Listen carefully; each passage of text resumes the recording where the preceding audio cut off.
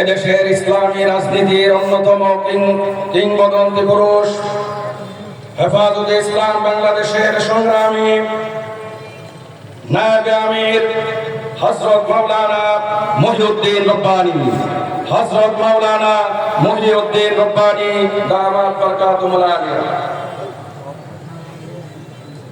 বিসমিল্লাহির রহমানির রহিম। ওয়া ফিল কিসাসি হায়াতুন ইয়া উলিল আলবাব।